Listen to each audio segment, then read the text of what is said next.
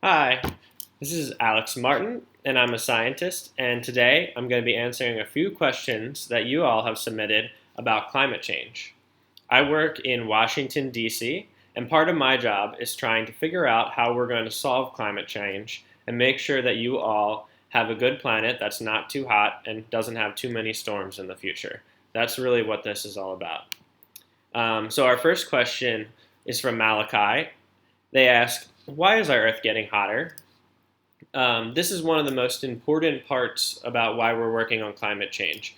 Because the Earth is getting hotter, we're having different events happen that relate to the climate, and it causes different weather patterns, and we want to stop those from happening. The Earth is getting hotter because for many years, about 150, humans have been emitting, that means releasing a chemical into the atmosphere called carbon dioxide. And when the sun hits that chemical, it causes the atmosphere to warm up. This means that it's going to be a little bit hotter outside, and this can really make different weather patterns occur. We want to make sure that that doesn't happen too much. The next question is from Aaliyah. She asks, where do tornadoes come from? So tornadoes, they're caused during thunderstorms when warm air rises through cold air. This results in a circulation of wind that can blow things from the ground up into the air. Scientists aren't sure how climate change will impact the formation of tornadoes, but we do know that climate change can make other types of storms worse, like thunderstorms and hurricanes. Um, but we are definitely going to keep an eye on tornadoes and see if there's any more of them that come out or if they're bigger tornadoes in the future. Lamar asks, if there is a maximum limit to how long climate change lasts, how long would that be? And when did we first notice that the world was having climate change happen?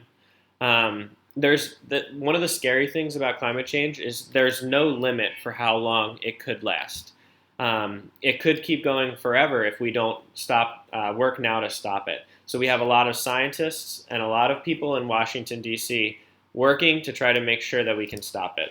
But as I said, if we don't stop it, it could go on forever, and we really need to take the next 10 to 20 years to make sure that we get it under control. The good news is, though, there are so many people working on it that I'm confident that we'll be able to get it under control. As far as when we first noticed that it was happening, we had scientists know, I'd say about 100 years ago, the first scientists hypothesized. That means they were guessing that that emitting carbon dioxide, that chemical, would cause climate change. And it wasn't a widely held belief. That means a lot of people didn't know about it back then, but some really smart people 100 years ago knew. For the last about 40 years, the scientists at some of the big companies and scientists in the government knew that this was going to be a problem. And so far, we've had trouble convincing the general public about it. But in the last 10 years, maybe 20, we've had a lot of people come out and support the idea that climate change was happening. And though we had a slow response as a society, we do think that it's accelerating, that we'll be able to solve this, especially with your help. Yassine asks, why do people litter? How do we stop littering? And how do we stop using coal but still have energy? These are great questions. People litter, I think, because it's easier, to just drop your trash on the ground than to hold it or wait to find a trash can. But I'm sure you all know that when you see trash on the streets, that's totally gross. That's not a good way to keep our city, our schools, and our homes clean. And so I would encourage everyone, if you see a friend drop something, ask them why they did that, or just pick it up yourself. And I think we all need to take a little bit of responsibility there to make sure that we have a clean city like we want. And then you asked, how do we stop using coal but still have energy? Well, I have good news on that front. We are, as a country, we've stopped using coal for a lot of our electricity.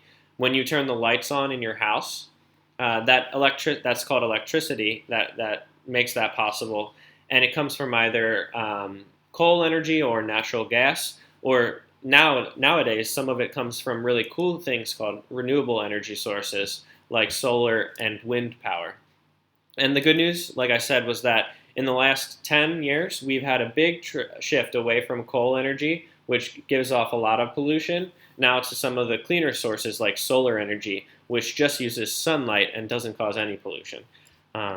So I'd say within the next 10 years, we'll probably see the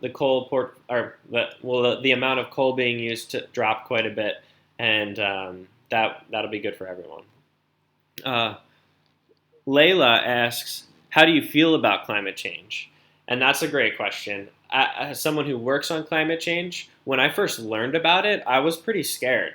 There's these stories about how there'll be more floods in the future. There's going to be stronger storms. There's a lot of scary things that can happen, and people can lose their houses from climate change.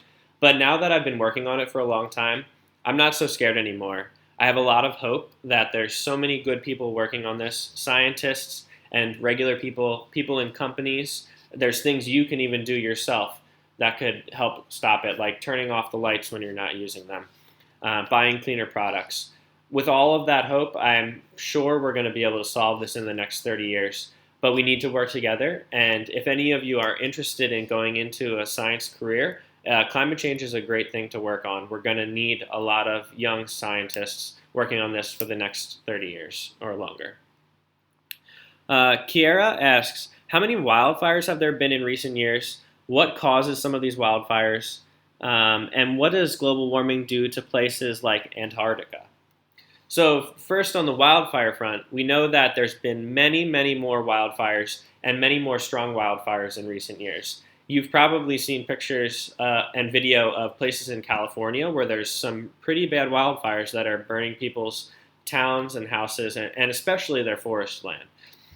Most of these wildfires start from lightning striking during a thunderstorm, and it's especially bad if the area is very dry. So climate change in some areas will cause less rain, and in California we see that. They're getting way less rain, and then all it takes is for a lightning strike to hit a very dry forest, and that can spark a wildfire that takes a lot of land away.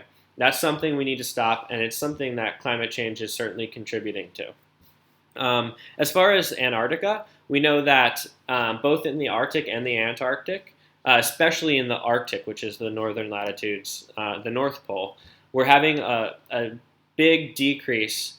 Way less ice is forming throughout the winter months. And this gets rid of habitat for a lot of types of animals, and there are a lot of implications. If you've ever worried about polar bears not having enough land, that's the thing that a lot of people see. And it's really, really sad. We need to make sure that we have a really safe and healthy Arctic ice sheet that forms every winter and isn't getting smaller.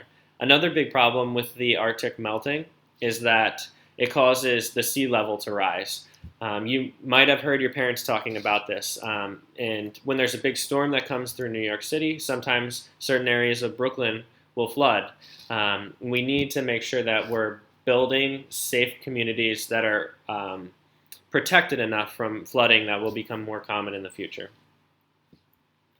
And then the next question is from Jaylin.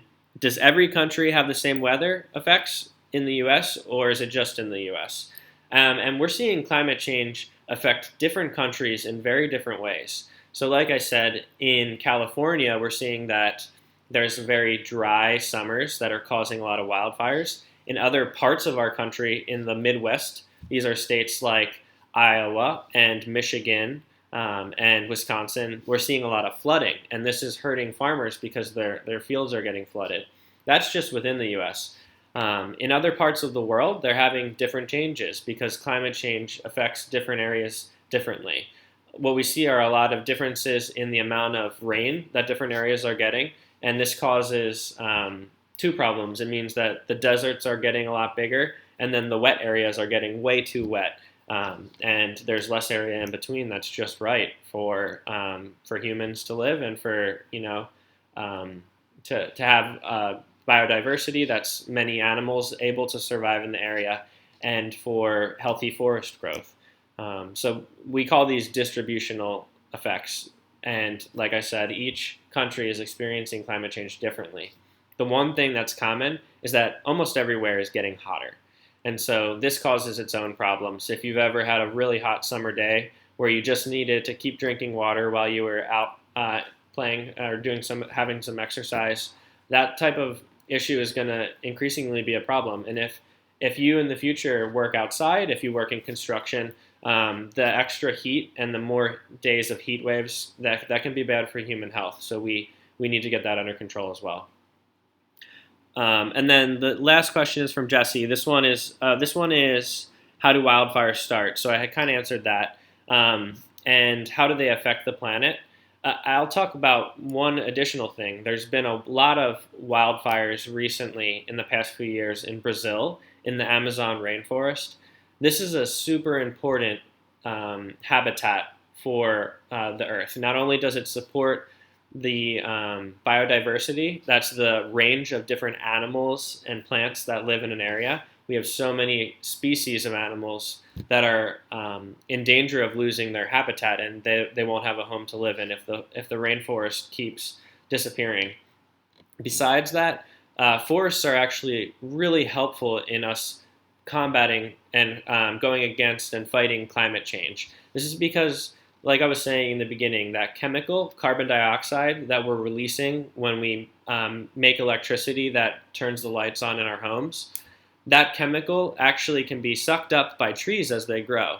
And so the more trees that we have that are continuously growing, the better off we'll be because we're getting rid of that pollution from the atmosphere.